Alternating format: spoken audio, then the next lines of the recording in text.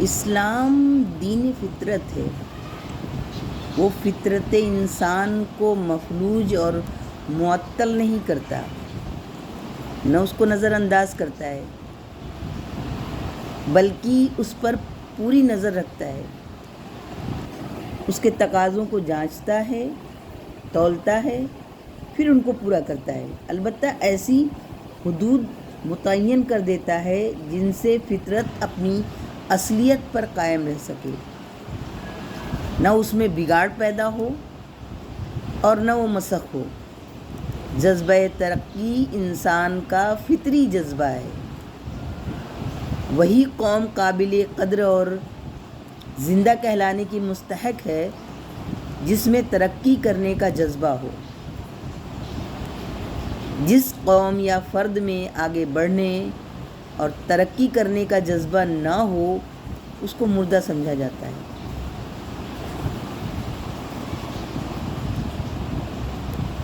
دوسرے مذاہب کے مقابلے میں اسلام روحانی اور مادی دنیا کے درمیان توازن پیدا کرتا ہے. اس میں جتنی اہمیت عبادت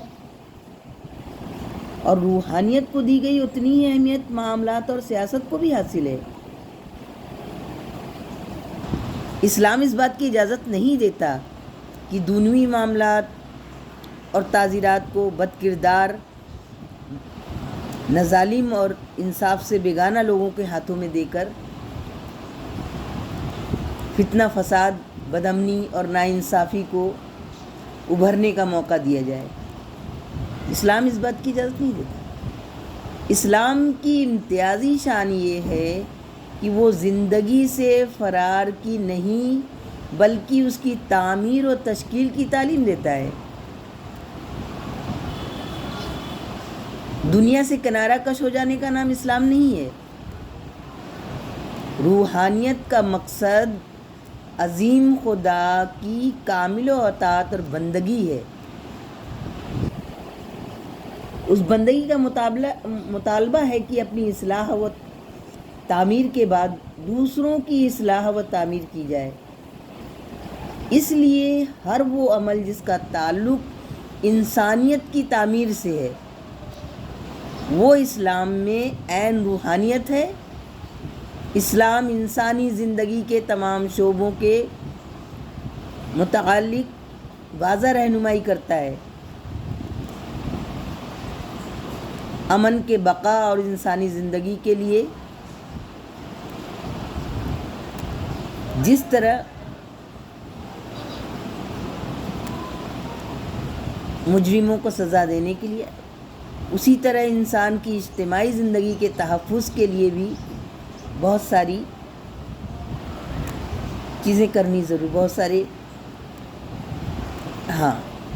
قدم اٹھانے چاہیے. تاریخ انسانی کا تجربہ بتاتا ہے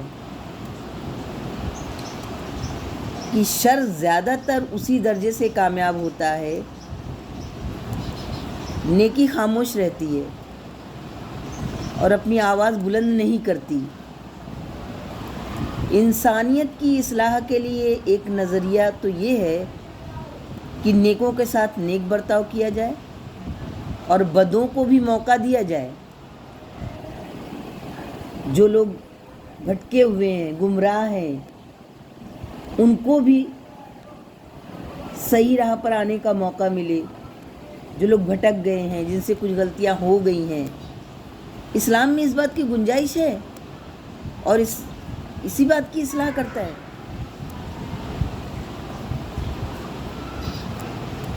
وہ اپنی بدی کے لیے خاطر خواہ میدان وسیع کریں.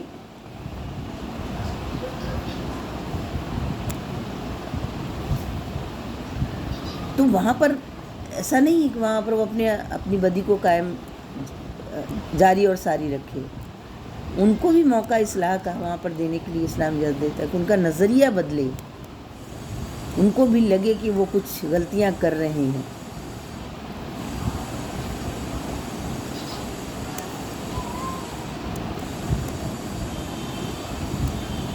نہیں، صرف راہبانہ زندگی تک محدود نہیں رہنا چاہیے. تو اسلام اس بات کی اجازت نہیں دیتا ہے جس چیز کو آج پوری دنیا کے اندر اعلان کر دیا گیا ہے، ایک ظالم اور بہت کروئل ریلیجن ہے. نہیں، انسانوں کی بہت اسلام مذہب بہت قدر کرتا ہے، بہت. سمجھنے والوں کی سمجھ کا اپنا معاملہ ہے، وہ سمجھتے نہیں ہیں. جرم کرنے والوں کو ان کی اصلاح کے لیے اسلام کے اندر بہت وسیع میدان ہے. اگر وہ خود کو اپنے آپ کو سنبھالنا چاہیں، سدھارنا چاہیں، بدلنا چاہیں، وہ الگ بات ہے کہ ان کو موقع فراہم نہیں ہو پاتے ہیں، ماحول نہیں مل پاتا ہے، لوگ نہیں مل پاتے ہیں، ویسی ذہنیت کے لوگ نہیں ہیں، یہ ایک الگ معاملہ ہے.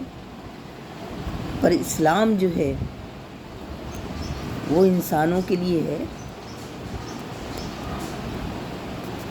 وہ سب کے لیے ہے. اسلام کا مذہب سب کے لیے ہے. میں نے کہا انسانوں کے لیے، انسان میں سب آتے ہیں.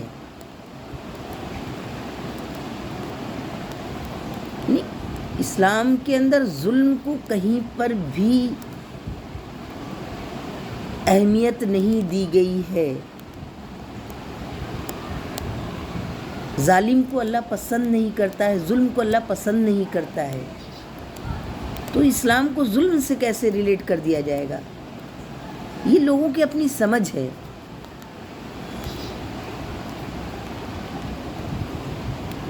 سوچنے کا نظریہ بدلنا چاہیے.